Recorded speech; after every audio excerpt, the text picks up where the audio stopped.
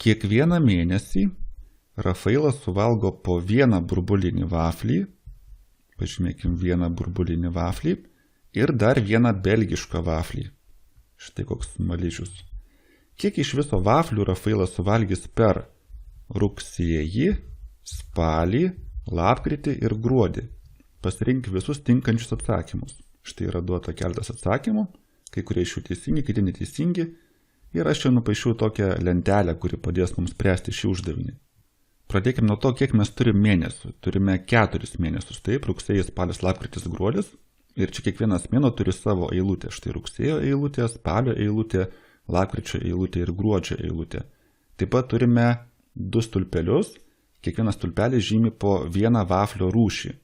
Tai Rafailas suvalgė po 2 vaflius kiekvieną mėnesį, tai po vieną burbulinį vaflį ir po vieną belgišką vaflį. Tai dabar, kai paaiškinau, kodėl aš nupiešiau būtent tokią lentelę, tu turbūt iš karto matai, kad yra 2 būdai paskaičiuoti, kiek iš viso suvalgyta vaflių. Tai yra 2 būdai išspręsti šitą uždavinį. Arba, pirmuoju būdu mes galim suskaičiuoti, kiek iš viso suvalgė burbulinių vaflių ir po to, kiek iš viso suvalgė belgiškų vaflių. Gal taip ir padarykim. Ką darė Rafailas? Jisai rugsėjį suvalgė vieną burbulinį vaflį, tada spalį suvalgė dar vieną burbulinį vaflį, lapkritį vieną ir gruodį vieną. Iš viso per tą visą laikotarpį Rafailas suvalgė 4 burbulinius vaflius, o belgiškų vaflių lygiai taip pat vieną belgišką vaflį suvalgė rugsėjį, vieną spalį, vieną lapkritį ir vieną gruodį. Iš viso per tą visą laikotarpį suvalgė 4 belgiškus vaflius ir 4 plus 4 bus kiek? 8.